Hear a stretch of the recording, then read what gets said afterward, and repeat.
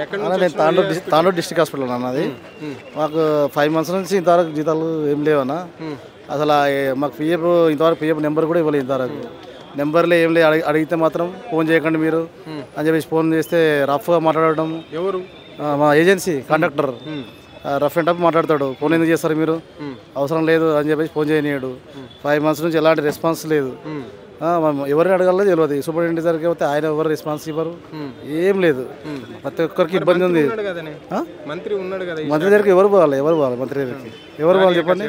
ఎవరు పోనీకి రాణిస్తలేరు కదా. ప్రజాప్రభుత్వం ఎక్కడుంది? ప్రజాప్రభుత్వం ఏడుంది? ఏడా కనిపిస్తుంది? తెలంగాణ మాకైతే ప్రజాప్రభుత్వం ఉన్న ప్రజలకు ఇబ్బంది రావద్దు కదా.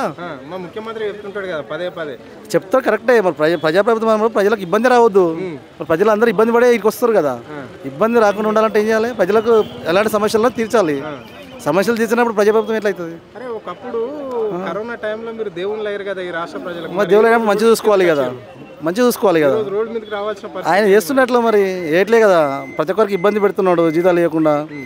మేము ఎందుకు ఆయనకి ఏం డిమాండ్ చేస్తలే. ఓన్లీ మంత్లీ శాలరీ అని చెప్తున్నాము.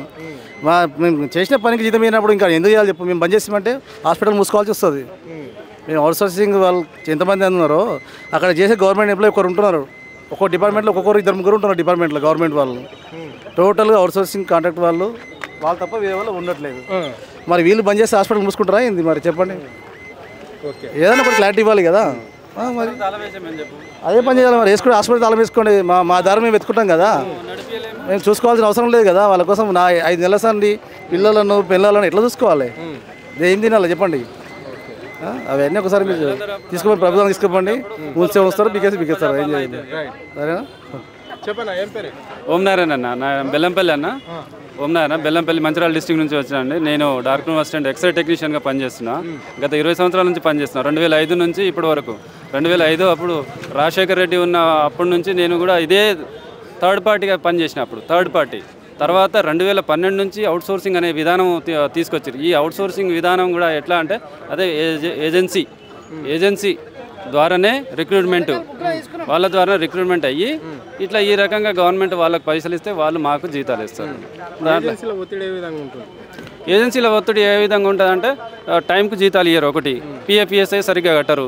ఏదైనా రోగం వచ్చిందనుకో పిల్లలకు కానీ తల్లిదండ్రులకు కానీ ఎవరికైనా వచ్చిందంటే హాస్పిటల్ తీసుకుపోదామంటే సరిగ్గా అప్డేట్ ఉండదు. అది పిఎఫ్ఈఎస్ఐ అనేది అప్డేట్ ఉండదు. దానివల్ల కొంత ఇబ్బంది జరుగుతుంది. అయితే ఇప్పుడు ఏజెన్సీ వాళ్ళు ఏంటంటే తప్పించుకుంటున్నారు. బడ్జెట్ రావట్లేదు. వాళ్ళు ఏమైనా వచ్చి చూస్తారా? చూడరు. ఒక్కసారి ఆ హాస్పిటల్లో పోయి మీరు ఈ వర్క్, ఈయన ఈ వర్క్, ఆమె ఈ వర్క్ ఆ వర్క్ అని చెప్పేసి పోతారు. అంతే. బడ్జెట్ వచ్చినప్పుడు మాత్రమే అకౌంట్లలో మా జీతాలు అనేది వేస్తారు వాళ్ళు. అంతే. వాళ్ళ ఒత్తిడి ప్రభుత్వానికి అప్పీల్ ఏంటంటే దాదాపు ఈ ఉచితాలు అనేది బంద్ చేయి. ఉచితాలని బంద్ చేయి. ఈ ఎవడు చేయమంటాడు నువ్వు ఉచితాలు? ఇప్పుడు అవును, ప్రజాప్రభుత్వంలో ఉచితాలు ఉంటాయి. అంటే ఎవరికి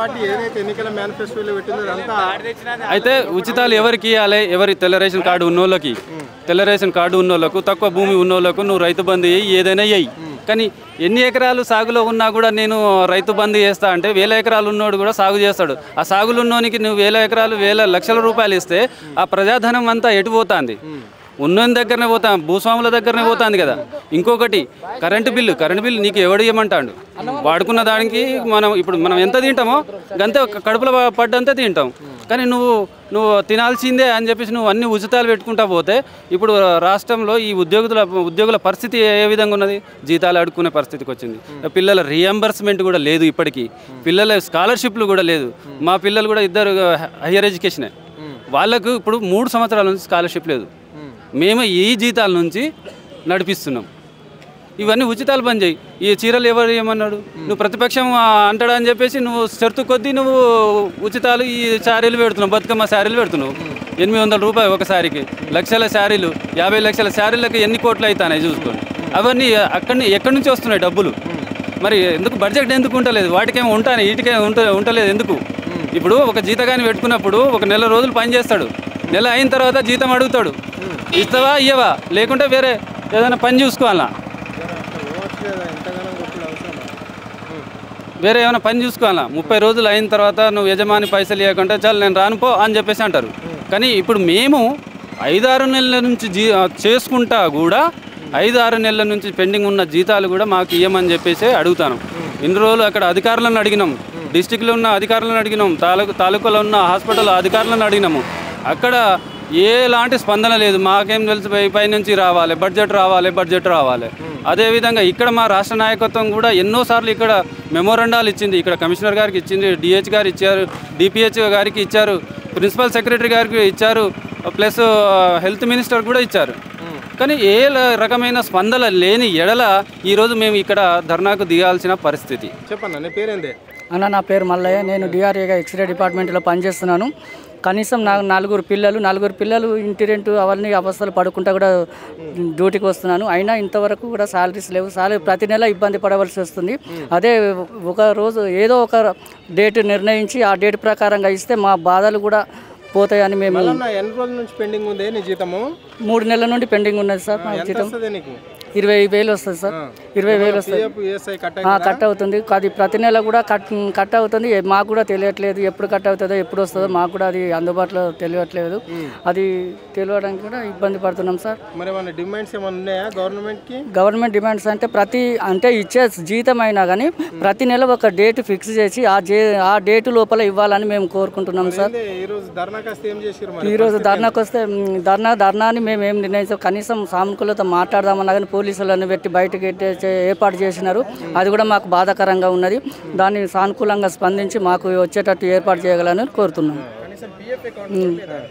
పిఎఫ్ అకౌంట్ కూడా లేదు ఇంతవరకు. ఒకవేళ ఉన్నా కానీ మాకు ఎంత పడుతుందో ఎప్పుడు అనేది తెలియకుండా ఉన్నది సార్. అది కూడా మీరు ఏర్పాటు చేయాలని కోరుకుంటున్నాం. ఆ కార్పొరేషన్ కూడా వెంటనే ఏర్పాటు చేయగలరని కోరుకుంటున్నాం సార్. పేరు రామచంద్రజీ. నేను radiographer, Nagar Kurnool district hospital చేస్తున్నా. గత 5 నెలల నుంచి మాకు శాలరీస్ విడుదల చేయలేదు. అలాగే తక్షణం 5 నెలల శాలరీ పెండింగ్ ఉన్నది, విడుదల చేయాలి. అలాగే ఏజెన్సీ విధానం రద్దు చేసి మాకు కార్పొరేషన్ విధానంలో ప్రతి నెల 5 తారీఖు లోపు జీతాలు వేయాలని కోరుతున్నాం సార్. ఇంకొకటి, గత 20-30 సంవత్సరాల నుంచి రేడియోగ్రాఫర్ పోస్టులు కానీ, ఎక్స్రే కానీ, సిటీ స్కాను, ఈసీజీ టెక్నీషియన్లు ఇంతవరకు పడలేదు సార్. ఆ పోస్టులు కూడా వెంటనే అమలు చేయాలని కోరుకుంటున్నాం, నోటిఫికేషన్ చేయాలని కోరుకుంటున్నాం సార్.